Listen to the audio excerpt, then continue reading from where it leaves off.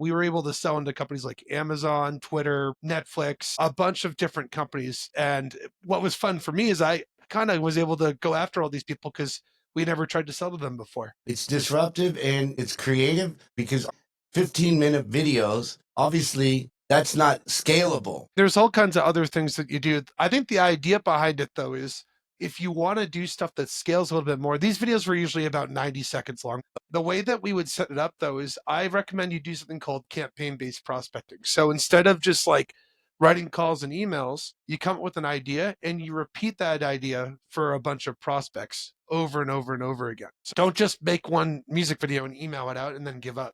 Go do like 20 of them in a row, post the video online on LinkedIn saying, hey, this is me auditioning again to log me in. The videos are really silly. It didn't take any thought or brain power. I just would improvise and do funny stuff. John, the sales machine, Rankins.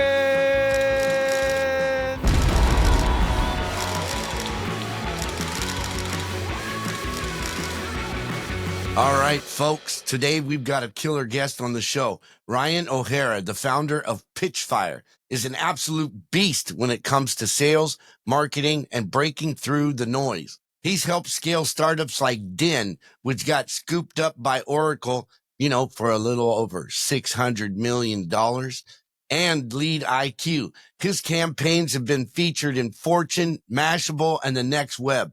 This guy knows how to get attention, close deals, and build a brand that actually stands out. We're going to dive deep into his best prospecting tactics, sales strategies, and maybe even some wild startup war stories. Buckle up, ladies and gentlemen. This one's going to be good. Welcome to the show, Ryan. Thanks for having me, John. Let's do this. Yeah, I'm excited. How did you get started in the prospecting world? Yeah, so I graduated from college in 2008, 2009.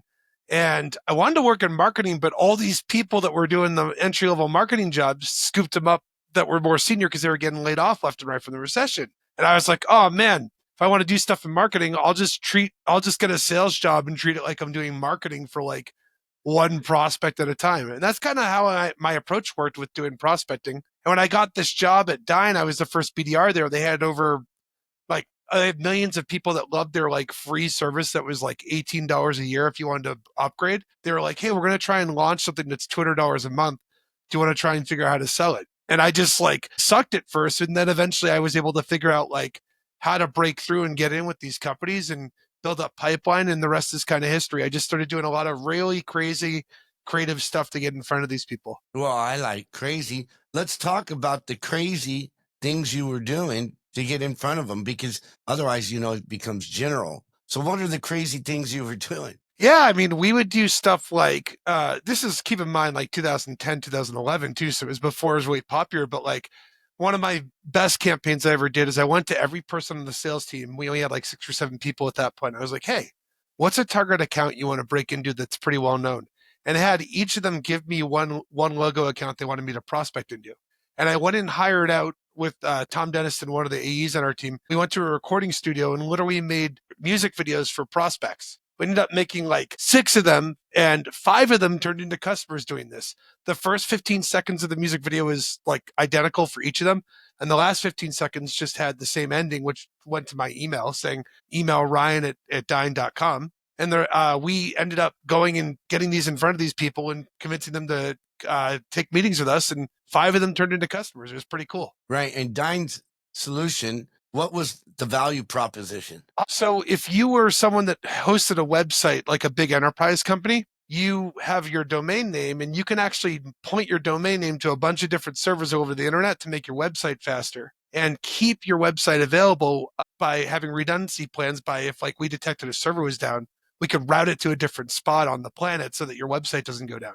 And with us, with like just a cold email and contacts and stuff like that, we were able to sell into companies like Amazon, Twitter, Netflix, a bunch of different companies. And what was fun for me is I kind of was able to go after all these people because we never tried to sell to them before. Yeah, I love it. It's disruptive and, it's creative. What other kinds of campaigns did you do? Because obviously 15-minute videos, obviously that's not scalable. Yeah. So, I mean, there's all kinds of other things that you do. I think the idea behind it, though, is if you want to do stuff that scales a little bit more, these videos were usually about 90 seconds long, by the way, when we did them. The way that we would set it up though is I recommend you do something called campaign-based prospecting. So instead of just like writing calls and emails, you come up with an idea and you repeat that idea for a bunch of prospects over and over and over again. So like an example would be if I make a music video for a prospect, don't just make one music video and email it out and then give up. Go do like 20 of them in a row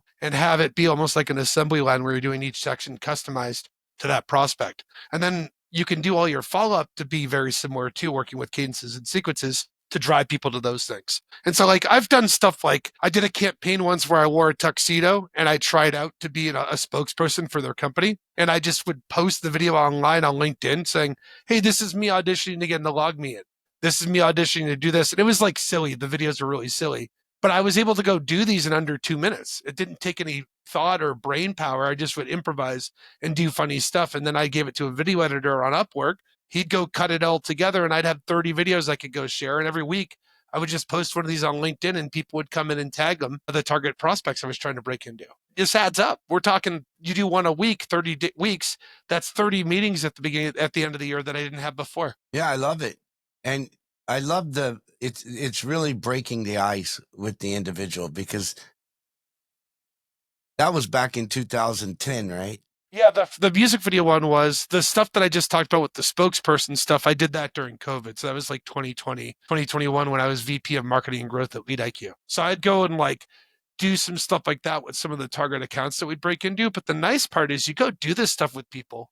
You're not just getting someone to turn into a customer. You're getting a champion that will like go fight for you online when people complain about your product or say that something sucks. If you make a really good first impression with that person, they become not just your customer, but an ally for life. Yeah. And humor really does break the ice and lower the resistance of the individuals. It really does. Yeah, I did a study once when this is more my marketing cap, but I just almost had a Boston accent there. You hear that marketing I almost said? I remember I did this study once where I A/B tested a bunch of landing pages where I had like a bunch of information about security and stuff on one A/B test. And the B test was just using humor. And we converted way higher on the second one. If you use humor, it disarms people and makes you trust them more.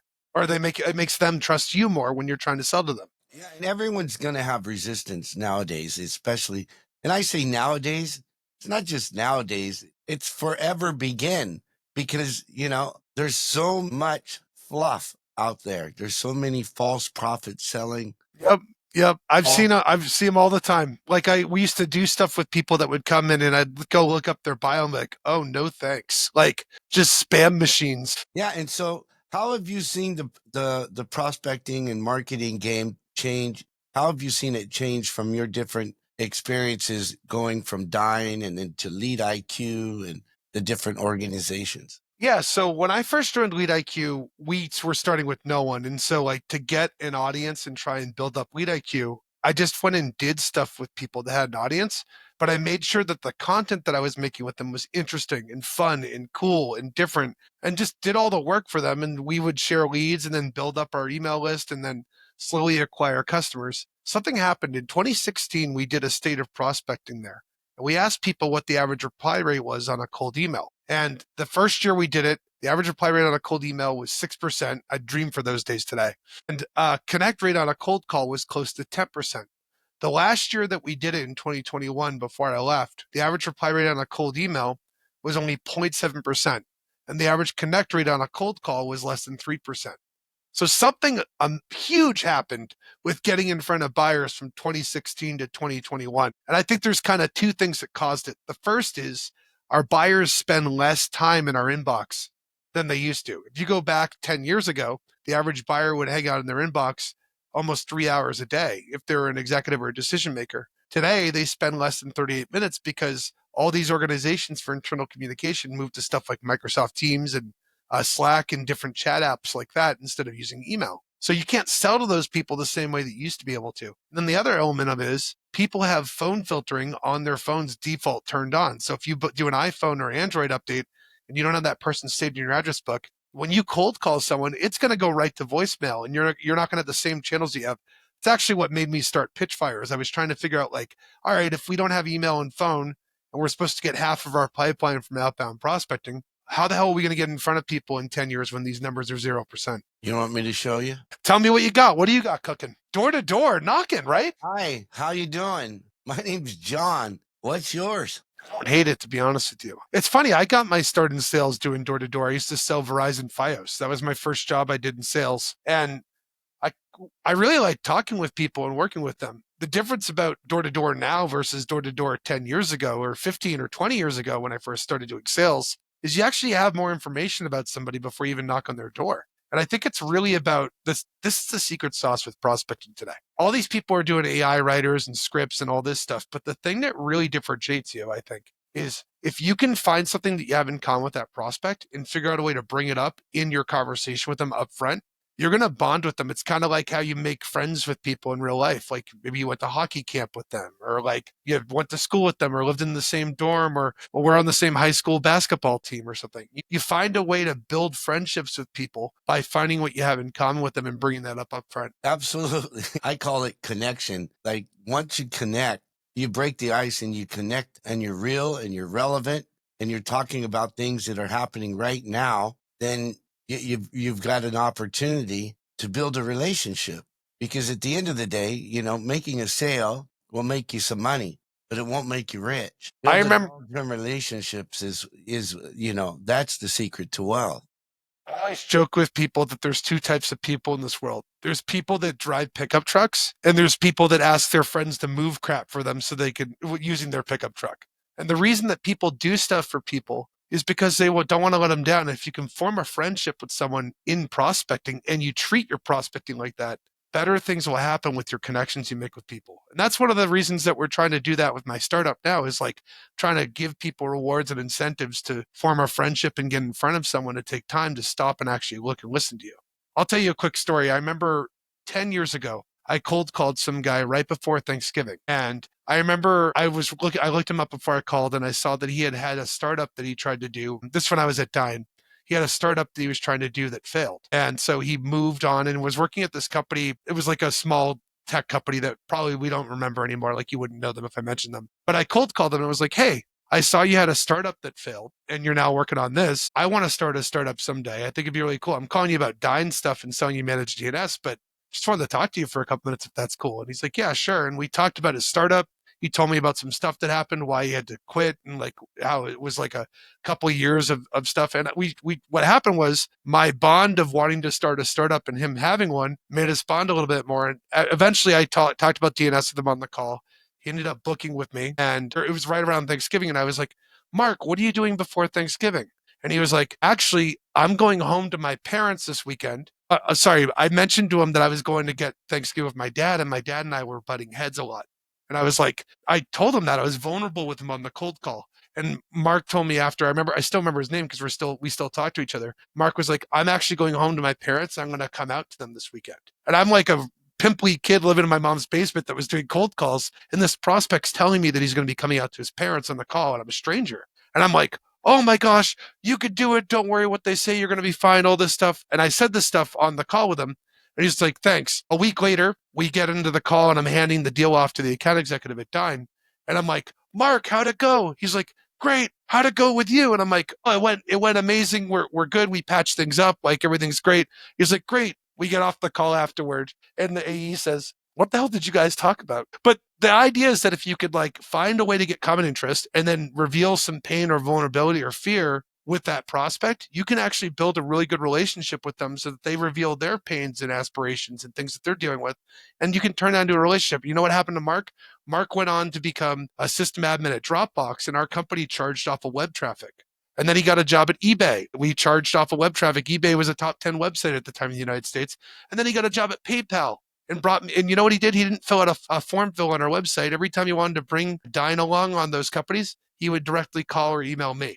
And that's what it's about. It's about building that relationship and having it stick around for years. Yeah, and yeah, it's the same is true for taking care of your people, right? So when you joined Dine, you said there was like 6 or 7 people, and then you grew your opportunity there. Tell me about that growth and what were the key things that you learned to have that growth? Yeah, I think a big part of it, honestly, is like we everyone there was like, we didn't have too many layers away from management. If I wanted to go talk to like the CEO after a cold call, I didn't feel afraid. I could literally go into an office and be like, hey, this guy just said this on a cold call. Might be a cool product idea or something like that, and feed it right there and having it be close and connected. I think another part that helps is having an open sales floor. So our office had at peak, when I was there, I think we probably had 40 or 50 different sales reps. And you always want to hire reps in it with buddies. So everyone should have a partner that they start with. It's not so you compete with each other in a negative way. It's so you compete with each other in a positive way. And I still talk to my buddy that I was hired with. This guy, Scott Smith, who is the CEO now of Zeit. We were desk mates next to each other. And when I had a bad cold call, I could go to him and be like, oh man, this guy was a jerk to me. And I'll never forget him calling him out. CTO of the Weather Channel, you were a huge jerk to me on that call. I'll never forget. But I remember I was like, I to Scott and do this, and Scott would do the same thing with me. And what it did is when something went bad, that was a normal part of sales, it would normalize it and make us get closer. And that same thing happened with everybody on the sales team because everybody had a buddy and they'd get interlocked with each other. And by the end of it, I mean, we all have a big text thread. We haven't been at Dine for 13 years and we're on a text thread together now where we all still talk to each other. And those bonds and relationships happen from going through common experiences together. So I think it's important to pair up people when you're hiring them. Don't just hire one person. Hire them in batches together so they come up together, and have those groups work with other groups so that they can kind of cross mingle, make everyone have a big brother or sister that they're working with that are also part of the same cogs that they were together in. So when you started with Dine, what kind of revenue were they doing? Because you watched them go from 7 people to 70 to 100. Yeah. And then the revenue grow crazily, and then they sold to Oracle. Tell me about what did Dine figure out to scale? What was that number one thing that allowed them to figure it out? All right, it's a little bit of a weird take, but I'm gonna deliver it here, and it's something that people probably hear about. The thing that made Dine so magical was the story. When we got on calls with people, every single person could tell the Dine story. And I know, like, as a now former VP of marketing and growth that did stuff at LeadIQ, like, I care a lot about getting every rep to say the same message and stuff. But if you arm them with a good story, we had a story at Dine about how the company started out of a dorm room at WPI, Worcester Poly Tech Institute. They asked people for donations, and 40,000 people donated $20 overnight. And then they all decided to like leave school and work on this business and try and build it out. We would tell that story to all these tech companies that we were trying to sell to. And the people that were higher up there, a lot of them had been there from the beginning. We were talking and selling to Netflix with someone that was there when they were doing mail and DVD service. Like you start flashing back to these different services. What they do is if you tell a really good story, it doesn't feel like you're selling them on features, and it doesn't feel like you're being sold to. It feels like you're just telling them like we're an org and a collection of people that went through this experience just like you, and you're going through this experience. And I think it made Dine kind of get on the level playing field with some of these huge companies that we had no business on being on the level playing field with. That story stayed from day one of our sales team scaling all the way to like the Oracle acquisition. I did leave a year or two before Oracle acquired them, by the way, just full disclaimer. But like the idea here is that with storytelling, you can arm people with an easy, repetitive process that makes you more relatable. And then you can tell your own personal version of how you got sucked into it. Right on. And so why did you move on from Dine? What was the compelling reason? Yeah, so I started to get asked to speak at a lot of conferences because I did a lot of sales training with people that came in at Dine. And I did one of those training sessions in public at a startup accelerator called the Iron Yard down in South Carolina. One of the companies that I did this for raised money and said, hey, do you want to come run our marketing and sales motion? And I was like, yeah, sure. And I went down there, and to be honest with you, it was a terrible experience. I did not like it. This happens all the time with people. Everyone always thinks like, oh, cool, you like got to this great point and destination because everything was awesome.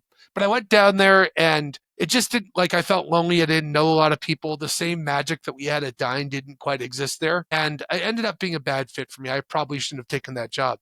But I used it mainly thinking like, hey, it's a healthcare startup.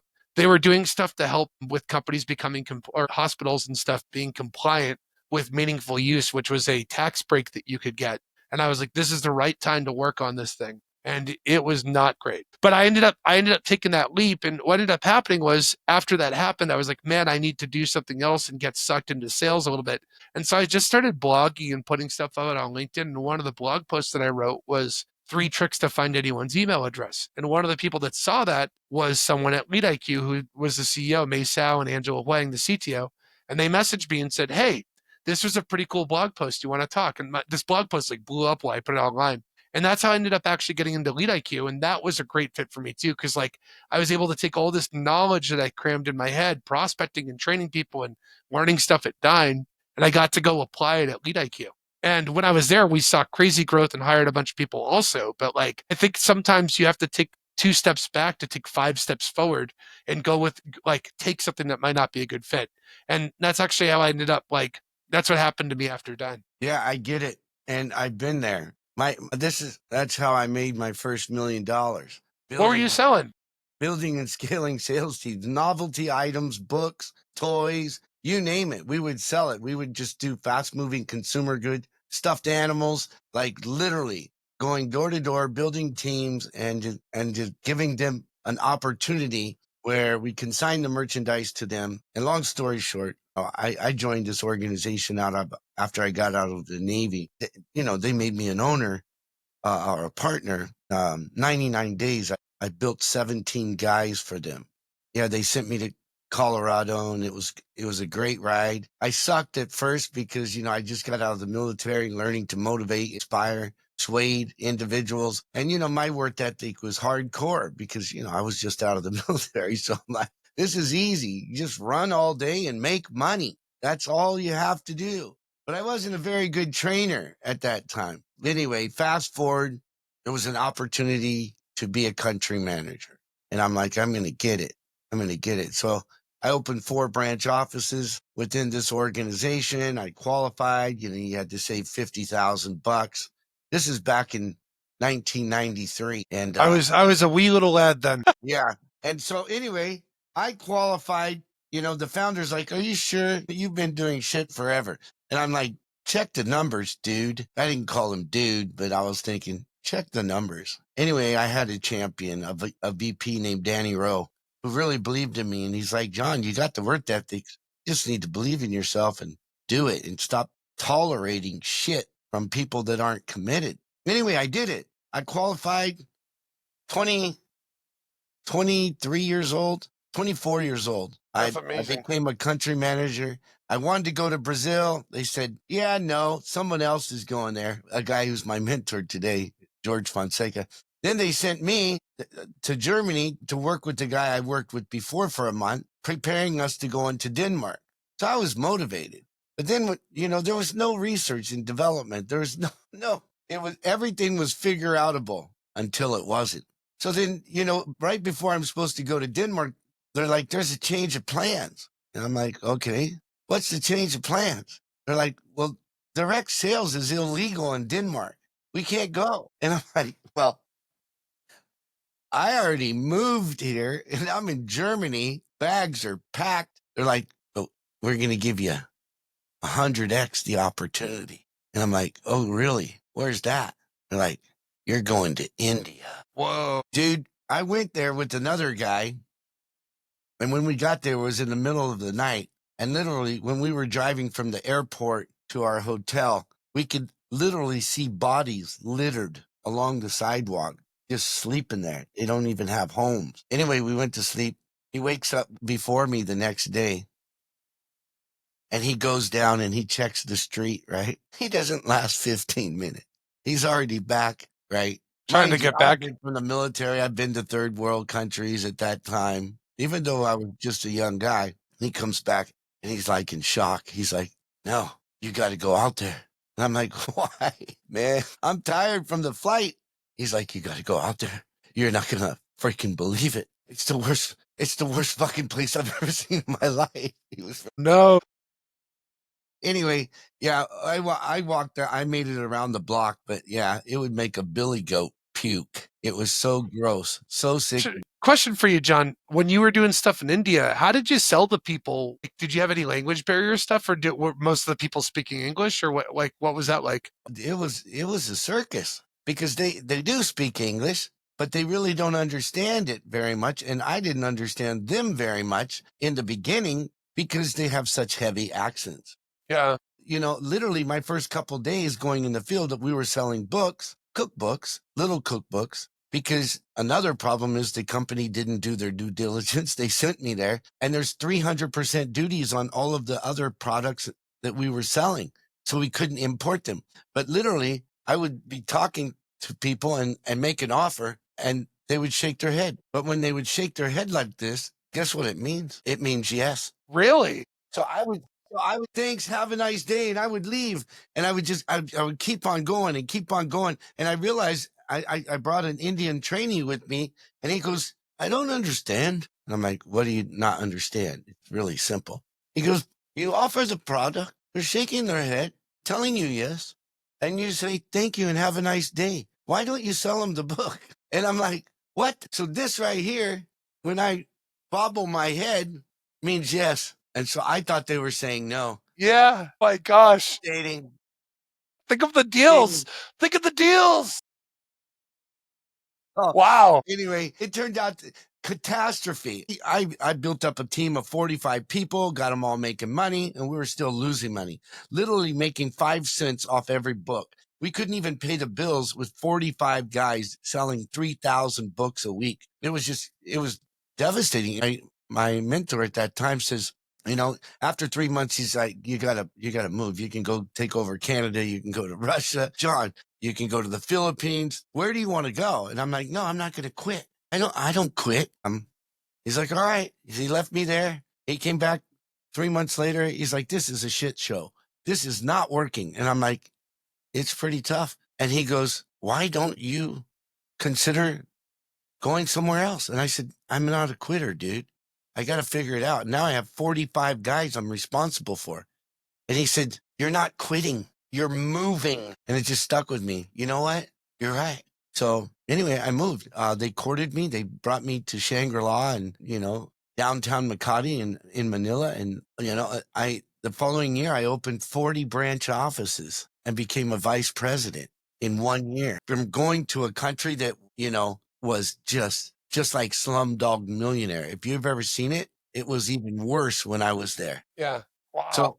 So I get it, man. Horrible, challenging. Yeah. And then, I went on to run 5 other countries. Indonesia, I learned Indonesian. I speak fluent Indonesian. I speak a little bit of Tagalog when I need to. I've been to South Korea, Singapore, all over the world building sales teams. And now I'm in the B2B space because I built software with business intelligence, people performance, and a field sales app that eliminates and automates all administration for a field sales rep.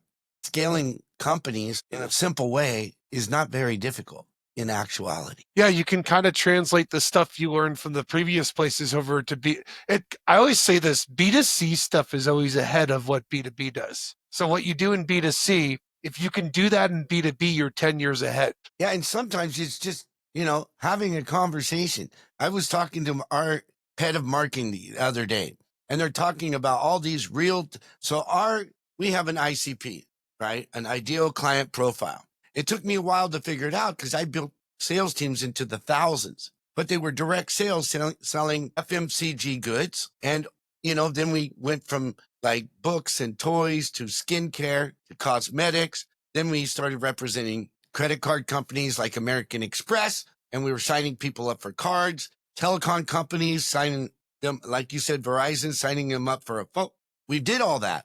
And then eventually, I started building systems to scale other companies. We put that psychology, that same methodology into technology because I know the field sales rep challenges because I've been there in several countries around the world. And we can automate everything they do so that they're eliminating all the administration and they can see more people, take care of more accounts, and make more money. So he's talking about real-time insights and leading and lagging indicators. And that shit only makes sense to the corporate academics of the world. But that owner of this business who's been running it for 30 years, manufacturing, distributing, right, with 200 field sales reps, he don't know anything about that. He just knows that, you know, there's a lot of chaos, there's a lot of confusion because managing sales reps is difficult. Managing distributors is a nightmare. And having real time data and the numbers is even more chaos. So they lose market share, they lose sales, they lose orders, right? So it's chaos, confusion. Are you sick and tired of chaos and confusion managing your distributors and salespeople? Are you losing sales and orders and dealing with the customer service nightmare? That's the copy you need to write. Leading and lagging and business intelligence. That owner, by the way, their company does $80 million. That one does $100 million. They're using Excel. And they're tired of it, right? So anyway, that's the problem we solve. How long have you guys been doing this? We The just sales went to machine part. market this year. Last year, we did some case studies. Took me 5 years to build the software, right? And yes, it has business intelligence, performance management through sales, marketing, accountability, customer retention and training, as well as a field rep app where from the top to the bottom and the bottom to the top, we transform the organization and the organizations by giving them real time numbers and solving the problem real time so they can scale without headache. And everything was made simple, which is kind of mind blowing because engineers, for the most part, build software that engineers think that they know the processes of the guy out in the field sweating his ass off. And guess what? They don't. Newsflash. They don't know what's going on out there. They just think they're smarter than the rest of us. Yeah. Anyway, that was a long story. This podcast's about what you can do to help companies scale. So you went to LeadIQ. It was a fit. Congratulations. Tell me about your journey there. Yeah, so I worked there for almost 7 years and just basically realized that like all this stuff that sales reps do that's manual impacts them so that they just keep doing stuff that's like, if you run out of time in your day, sales is really about time management, right? And you're doing prospecting. And what was great for me there is I was able to teach people stuff that I knew about sales, but all the content that I would make there would be fun and engaging. I'd do silly videos. I'd like tell stories. I would make like, I put myself into that company and into that brand to get in front of people. And I think because I did that, it made it really easy and comfortable for me to build up a big community there of people that loved LeadIQ. And while I was there, I just like, I got to meet so many cool people and do so many cool things that to hone in on getting better at selling and getting better at training, getting better at marketing. It was just a crazy trip. And it's funny, like I remember when I was doing stuff at Dine, I'm like, I'm never going to see something like this again, I thought, for a little while. And then I like went through the thing in South Carolina, came back and left that being like, no, you know what? The stuff I'm doing at LeadIQ is literally just the beginning. It's just a stepping stone for me to figure out where I need to go and what's happening in my journey and getting myself and putting myself into the brand and the blood, sweat, and tears that I'm working on. And that's kind of like what stemmed into what I was working on Pitchfire. But at LeadIQ, we opened up and hired we had over 200 people working there when I was there as the first business hire. The product sucked when we first started. We made the product really great. We talked to lots of customers and became friends with them. When we'd have problems with our product, our relationships were so good with people that when it broke, they wouldn't scream at us and be like, you suck, what are you doing? Instead, they'd come over and say, hey, can we help you? And that was a big part of if you're listening to this and you're trying to figure out hey, how do I get my business going and how do I start from nothing? It's really about just island hop. Start with one person, get a good relationship with them. Start with the next person, get a good relationship with them. Those were kind of the things that worked really well at LeadIQ. And then we just started making content with people and it was a volume game, just like sales for marketing. I remember I talked to some marketing teams that would go put out one blog post a day, one blog post a month. At LeadIQ, I tried to run our marketing department almost like a late night talk show. So every day we had to put a piece of content out. And the reason was because I wanted people to see this every day. If they I would need an excuse to get in front of someone instead of being I'm going to put out one thing, once a month or something. We would have Monday through Thursday, every day we had a new piece of content that would go out. And if it was always with somebody that had an audience already, and then we'd give them that stuff and they'd go get it in front of their audience. And that's kind of the magic sauce of what I sort of discovered at LeadIQ that I didn't know before with B2B is how much people are willing to go do stuff with you and then promote and get that thing in front of other people. That was a big breakthrough for me. And that's huge, right? So it's enrollment.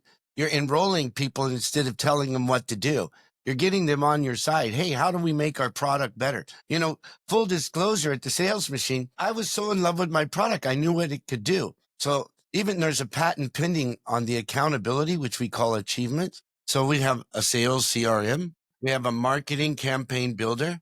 We have achievements, which is people performance management, goals, KPIs, coaching, challenges, competitions. We have retention for customers, right? And then we have a full LMS training system. And we call it SMART. And I thought, that's just smart. Yeah, well, not everybody thinks it's smart, just me. But it's so I think it's smart simple to use. It's so stupid simple that our customers love it. But full disclosure, in and of itself, yeah, it's a sales CRM. Yes, it's a marketing campaign builder. Yes, it's, a customer success system. And there's 5 different modules there. So, you can really run your business the front of the house, not the back. You need ERP for that, for manufacturing, distribution. But that's what I'm after. Manufacturing, distribution companies that have field sales reps, right? That are using Excel, no automation, and their people are handcuffed. So our customers, the more we sign up, and these companies have, 200 people, 300 people, 500 people, and they really need it because data entry, data encoders, inefficiency in sales, like they're literally losing $100,000 a year, wasting when, I can go in and cut that in half and over the long term, turn this into an investment. But they started asking for more. And they're asking, so we need business intelligence. I'm like, okay, what does that look like? Leading and lagging indicators. So boom, we built business intelligence, just like Microsoft BI, but we built our own on top of our own solution. And then more and more, they're like, we need an app. Our people are literally taking photos of invoices, sending them to the head office for accounting to operations to fill the orders. I'm like, oh, I can make it way easier than that. And that's what we do. That's how we made our product better. Yeah, you talk to people, you get conversations, you find out what their problem is, and then you try and build stuff that fixes that problem. This is sort of like how I ended up, it's actually a good transition of like how I ended up getting mixed up in Pitchfire is like I saw these reply rates and connect rates going down. And I started to think about like, when I was at LeadIQ, I would go and try and target someone that like was trying to, we sold data. So like you'd use us to get contact data to prospect someone. And there are 220 different companies that are selling that. Like you can buy data from over 220 companies, at least according to G2 Crowd Sales Intelligence category. If you go and think about that for a second, I would go run ads at people that were doing Google searches for sales intelligence, and I'd pay sometimes $600 or $700 a click just to get someone to go into a website and fill out a form, and then we'd have our sales team chase those people. And I just kept thinking, why am I giving this money to Google and LinkedIn and Meta and Facebook and Microsoft and all these ad network companies when I could literally give that to the person I'm trying to get in front of and ask them to take 1 or 2 minutes, and instead of filling out a form, just tell me if they're interested or not and look at my pitch and tell me if it's a fit or not. And so like we actually ended up kind of like running these experiments and testing this out, and I had a lot of success with it. So I was like, why don't I build this into a company? So I'm now like, we're doing paid prospecting. So a company can come to us and be like, I need to go get in front of these people. Here's my target prospect list of who I'm trying to break into. Go run paid prospecting campaigns at them. And we go do that, and you only pay money to the person that you're prospecting if they respond. If they don't respond, they could say, no, not interested. You still have to pay. But the idea is like, you pay for that instead of buying a meeting. If you go buy a meeting with someone, 25 minutes in, they know it's a bad fit, or 5 minutes in, they know that it's a bad fit. And they're like, a lot of these people, and especially now these younger people, they're not comfortable telling you they're not interested to your face. So like you hang out for 25 minutes and you're like, I paid for this. What we found is that if you pay for a response, it's the exact sweet spot. Like you get them to tell them if they're interested or not. And 1 in 3 of those people that will say they're not, that get paid to respond, will take a meeting with you. And it's been working really well. We've got like 2,700 people doing this right now. Last month we sent 51,000 paid pitches out to people. I'm trying to build this thing out to be a new category for people to build pipe. What do you think of it? I think it's great. I think, you ask the prospect, what are some famous steakhouses in your area? Oh, that's a cool idea. What Yeah, there's one. Yeah, yeah, there's one. Yeah, there's that. Ruth Chris is one. There's one that's really famous in New Hampshire. It's called the Library Steakhouse, and it's where like a peace treaty was signed, and they turned it into a steakhouse. It's a cool spot. Right. You asked your prospect. So what do you prefer? Ruth Chris? So are you vegan or are you a meat eater? What do you prefer? Ruth Chris or what's the other one? The library? Yeah, yeah, yeah. Yeah. What do you prefer? Because I'd like to sit down, have a steak dinner with you and figure out how we can collaborate. Because it's not going to be more than $600, even with the bottle of wine. It's going to be 100 in head, right? And you're going to pay, $100, $50 to $100 for a bottle of wine is the same price. You know how I learned that? Because I did seminars. Like I literally led, and I've sold door to door, store to store, in the boardroom, from the stage, B2B, in a conference room, one to many, or one to a board. And I did this wealth wisdom winning seminar throughout Singapore and Australia, and me and my partner Vikas Malkani, we really were just helping CEOs scale. And we went to Brisbane, and like 12 people showed up, and I think we spent like $6,000 or $7,000 come to go there. And I'm like, man, why did we pay for these ads and everything? Why didn't we just run an ad and say, you want to have a steak dinner associated with fellow CEOs? Come, we're doing a thing at Marriott, and what do you like? Lobster, steak? What do you like? Same cost. Yeah, yeah. What's funny? I didn't even think of this so for us, you directly pay prospects with what we do. Cause like then you could, like, that's the element of it. But you gave me an idea. When I worked at Dine, John, you were in the military. Were you a big NASA fan growing up, like following space program and stuff? Not at all. Okay. So there was this. But I did watch the space shuttle. And then, that one day I watched the Challenger go up.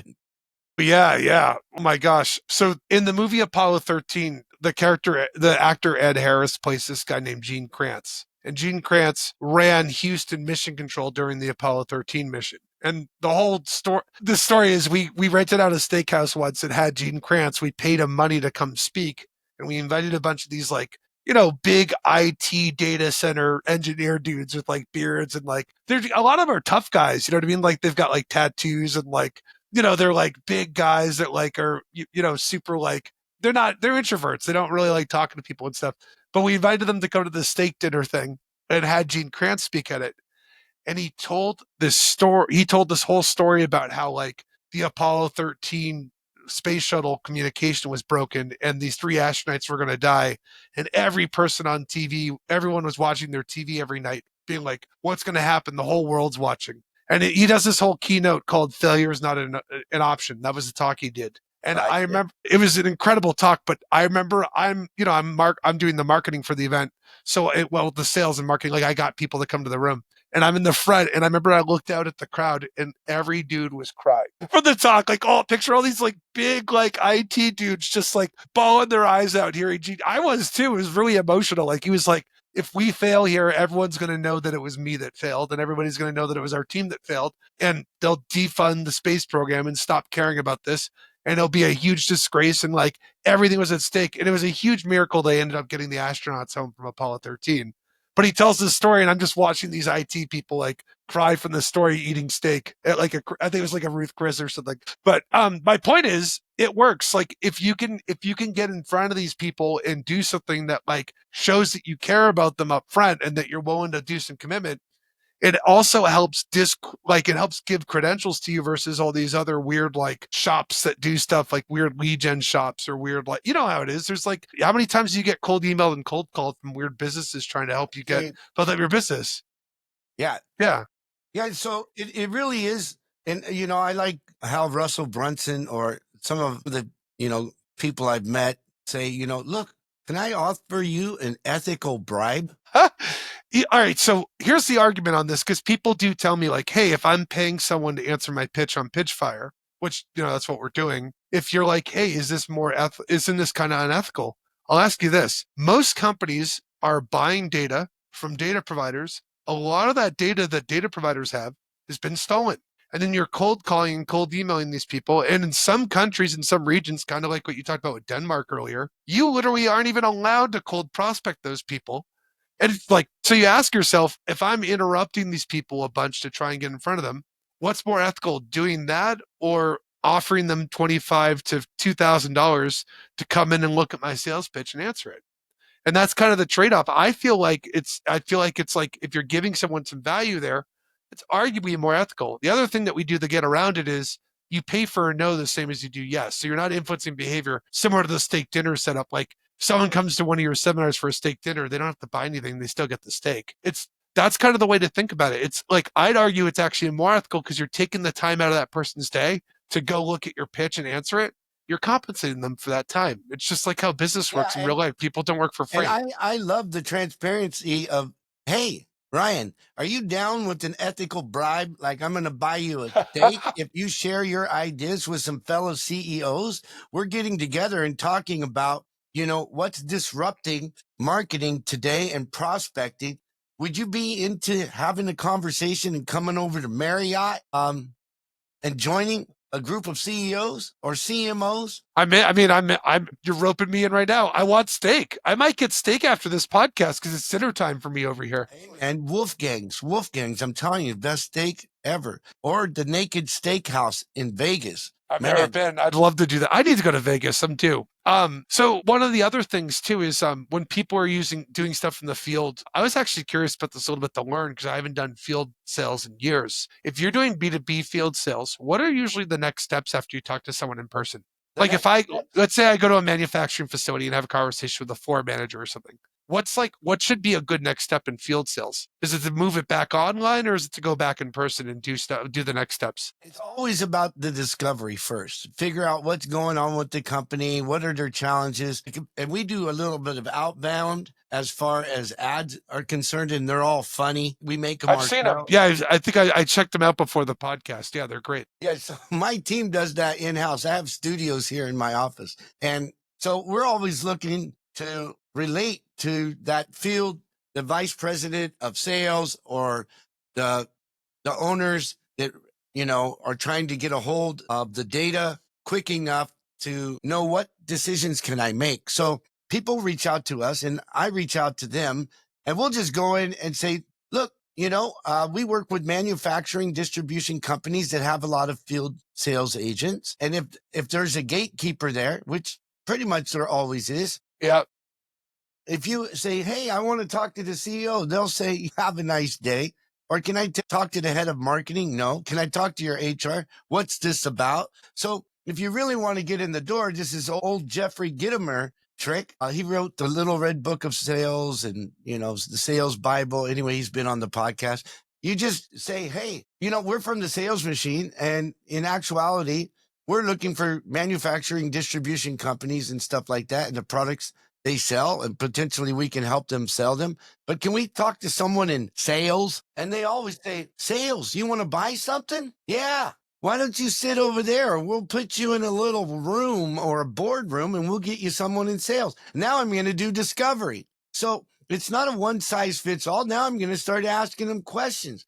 Hey, how many products you got? Wow, you guys, you supply all these different stores. And then I'm going to start talking to the receptionist if I'm waiting or the secretary. Hey, I love your setup here. And then I'm going to do discovery and I'm going to start fishing, not wishing. Wishing is fishing without a hook, right? You got to hook them. So make it all about them, right? And as far as going in the field, you got to learn INE. It's not about you, dude. Otherwise, your butt's going to get hurt and you're going to suck at sales. So learn INE. It's not about you. It's about them. It's great you have a story. It's great we have a story, but make the customer the hero of their story. Buy them a steak dinner. And right? I gotta get And some what steak about now. Giftology? Do you guys use Giftology?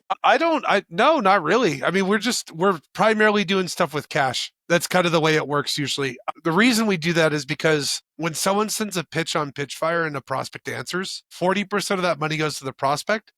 40% goes to that company that to then go spend on Pitchfire. So like they'll go send that money out to their prospects they're trying to break into too also. But tell me more. I want to know more. All right, well, I'll show you more. So Liz Elting has been on the show, and a big shout out to Liz Elting. She built a company called became translation.com for the Fortune 50 to scale their businesses all over the world. Anyway, became $1 billion company. She's been on my show. She's an amazing woman. And then, we just invited her. Like another guy who's been on the show is Mark Roberge. He built HubSpot. Yep. I'm So, familiar with Mark. Cambridge guy. Yeah, and he's been on the show. He's amazing. And he invested in a company called Sendoso. They literally do what I call ethical bribes. They send out, different packages to people to break the ice. Yep. And it's really called Giftology. And I read the book. I had one of the guests last week was on the show. It was real good friends with him. The guy passed away. But they John Rulin is the author. That guy passed away. Yeah. So I was That's going to too get bad. him on the show. He's like, hey, man, sorry, but passed away. But this guy's continuing his work. Anyway, Francis, grab that box beside you and bring it to me, please. John, I got to get an intro to that guy afterward. I've taught Sendoso, by the way, some of our investors are actually people from Sendoso. So like they're believers in what we're doing. Well, too. I would like some investment too, dude. No, take the whole thing. Me too. Put it back in the box. So we're working with this guy. And I had a podcast, and this is how my podcasts go, dude. We solve problems and have real conversations. This is not, no bullshit. Like, let's look good. I'm here to solve people's problems, to help companies, right? Yeah. So, like you get a box in the mail. It looks like you get one like this, or you get a FedEx. Which one are you opening, Ryan? First. The golden one. The golden one. Oh yeah. Why? Because it's shiny and I want to know what's in it. Because it's different. Yeah. You got 10 FedEx boxes over here, and you got this one that comes in. Which one are you opening? Definitely the one that's different. The What's purple cow. Yeah. So, like, this is what they do differently, right? And she just came on the show, and she fell in love with my lady, Vanessa, and so she wanted to send a gift. And she's in New York or somewhere. Where does it say from this? Anyway, Rockefeller Plaza, New York. Cool. And we're in Manila right now. Yeah. So V doesn't get a lot of FedExes. I do, but she doesn't. So she's motivated. And you open this thing and you're like, what is this? And what's it say? Dream big and win. Liz Etling. Liz Elting. That's right. And this is a shout out to you, Liz. We love you. You're a champion. We're going to send this post to you. So Liz Elting, she wrote a book called Dream Big and Win, and she's already a multi-millionaire that built $1 billion company. She sends this to Vanessa because she's just a lovely lady. So it says Dream Big and Win, passion into purpose. Is this pretty cool so far? Yeah. I'm ghost adding Liz right now on LinkedIn while I'm talking to you. Love it. Look at the referral that's happening right now from this, That's right? right. Work today like no one else will so you can live and give tomorrow like no one else can. She is a beautiful soul, dude. And so how motivated, like if you're a company and we send this out to you, and by the way, her target audience is helping people dream big and win. And the reason why is because she wrote a book called Dream Big and Win, and she wants to promote it. And she wants, legendary people to promote it. To John in the Sales Machine, you are all rock stars. I love being on your amazing show. Keep dreaming big and winning. And I get a lot of this stuff now because people come on the show and they're like, this dude is real. And then she sends a personal letter to Vanessa about being, important, relating. And, inside here is milk chocolate. Inside here is dark chocolate. Inside here is a candle, a scented candle, right? For dreaming big and win when Vanessa's meditating in the morning. And then another book just personally signed for Vanessa. So imagine you get this in the mail, or you go to a seminar and you get all these cards and stuff like that, and you follow up and you send a brochure. But the sales machine, we send you a little machine. We send you this gaming mouse pad, some coffee beans, some really unique coffee beans from down south in Davao, couple cups of coffee, and says, hope this turns your sales team into a machine. Want to have a conversation how we do that for companies? Love to just have a cup of coffee with you. What's it cost? That box, everything, $30, $40. Steak dinner's $150 with the bottle of wine. Now do the math on what's your average contract value, right? Yeah. So That's the logic behind it. cost per lead or cost per meeting. Screw the lead. I want to have dinner because, like you said, you closed 5 out of 6 you sent a video to. Why? Because you were creative. You broke the ice. You were funny, right? So, and this goes back to the Bible. Give and you shall receive. So I'm fine with the ethical bribe, if you want to call it that. But hey, would you like your company to have real-time data, eliminate all the chaos, eliminate all the confusion of managing a field sales team, and stop losing money to competitors and market share and shelf space, and scale your business easily with simplicity? Would you like to talk about how we can do that together? But can we have a beer and a steak? I don't know. I'm just giving you some ideas. Yeah. You own Pitchfire. We're doing it. I mean, we're starting with cash, but it could go to other stuff. I mean, it makes a ton of sense on the experience side for it. It's the same concept, though. To get cash, right? But there's 5 different love languages out there. You love differently than your wife loves, or maybe you love the same. I don't know. But sometimes it's just recognition. Sometimes it's a handwritten note. Sometimes it's a gift, a physical, like hit on all 5 of those love languages. Take it to another level. Yeah, definitely. Yeah. You're making the world churn here. You're making the brain do some things. It's kind of nice. Feels good. Good, man, because I'm all about adding value. I'm grateful you're on the show. I know I could learn a lot from you. So what made you start Pitch Kitchen? And what do you, a lot of the times I talk with my guests, and I would say a common denominator is different is better than better, because everybody's talking about being the best, but different is better than better if you want to prospect and or get in front of people. And if you're going to spend $250 a lead, why don't you just buy them a steak dinner? And if it doesn't work out, at least you made a friend. Yeah. So I think the big part of this is the vision that I have for pitching someone in the future is almost like you're making a Super Bowl ad for one person at a time. Like, imagine if you could watch the Super Bowl and every ad was your exact taste and your exact interest, made for you specifically. We can't do that anymore. If I did that music video campaign that I talked about with Dine, which I did like in the early 2010s, if I went and did that today, the probability of that email getting opened and looked at and watched and then copied and pasted and shared in their Slack channel or Microsoft Teams and having it blow up and then getting emails back from people that I didn't even cold email to watch that video, the probability of that stuff happening is so much lower than it was 10 years ago because there just isn't a way to get in front of someone. What I want to do is I want to make it so that when a rep is going to put time and effort into getting in front of that prospect and knocking their pants off when they see something, I don't know why I said pants, but it's the easiest thing to think about. They knock their socks off. Let's do socks. Whatever you're saying. If I'm going to make you knock it off, I want to make sure that you see it. And that's kind of why I'm trying to do this. Like sales reps it's not science, it's art. And the art of building relationships with people can be fun and cool and creative and inspired. And you can't do that if you don't even have a road to drive on. I spoke at what's called the World Economic Conference in Asia. They call it Harasses. I got invited. Some guy That's found so cool. me, and he says, I see you're a leader in Asia. You manage thousands of people. Come and speak. And the whole buzzword, whether it was McKinsey or it was, Mercedes-Benz and BMW and Gartner and all these people that are part of this conference, I was chosen as one of the leaders or the panels. And I went there and we were listening to each other, learning from each other. And they were talking about the future proofing of organizations will be O2O.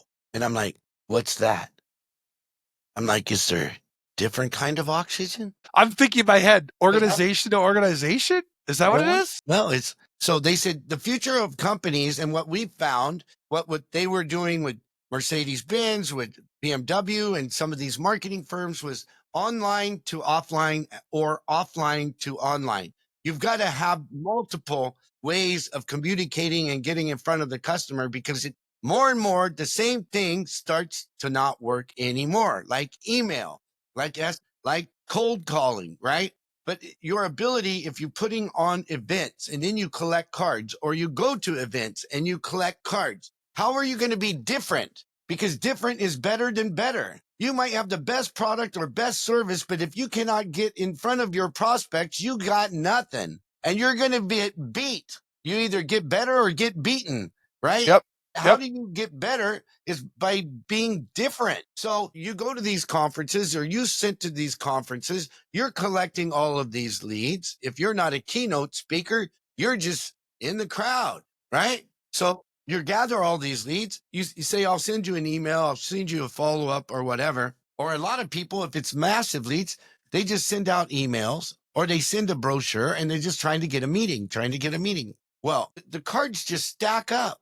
The proposals stack up on the desk and they all look the same. And there's potentially the best people are in there. But then you get this box and it says, and where are they going to put that? In their inbox? It's too damn big. Yeah. You just got in front of them. Like you're paying $600 a lead.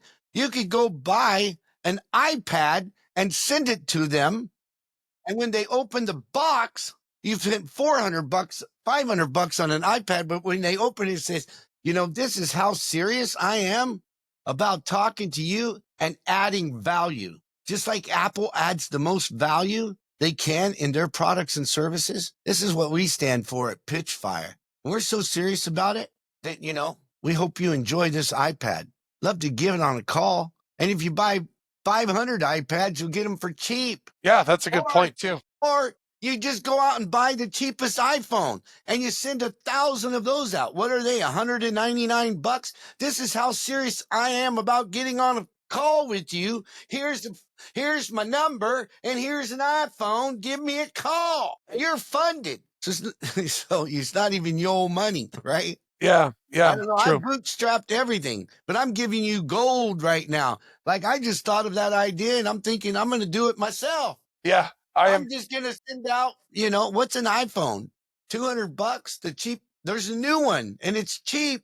Here's how serious I am about getting on a call with you.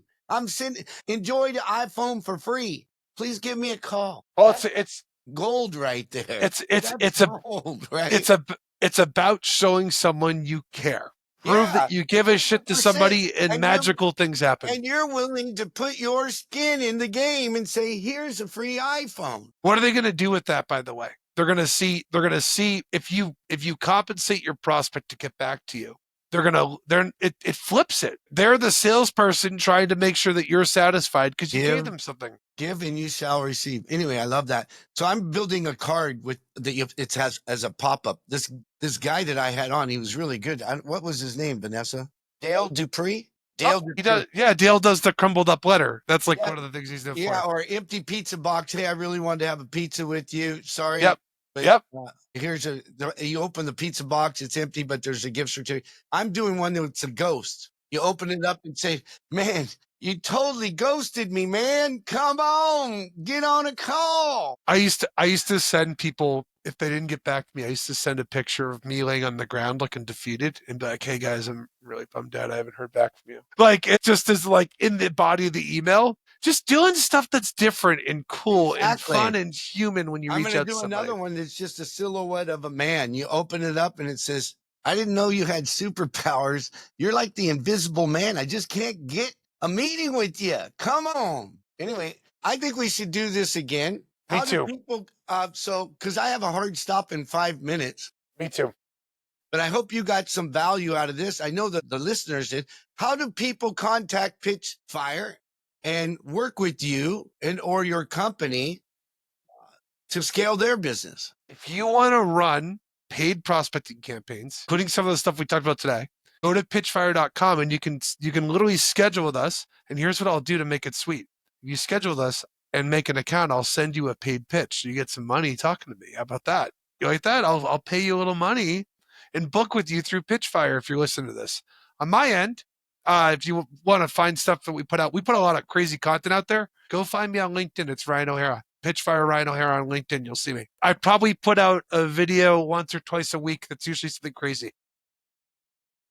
Well, hey, man, this has been crazy good. Ladies and gentlemen, you want to scale.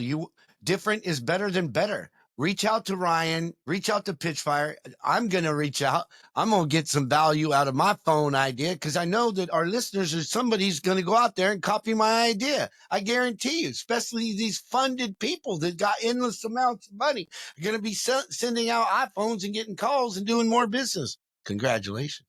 Ladies and gentlemen, Ryan. Thank you. Thank you, guys. I really appreciate it. Thank you for having me. That's a wrap, folks. Thanks for joining me today. And if you got value from this episode, do me a favor, like, subscribe, and refer a friend.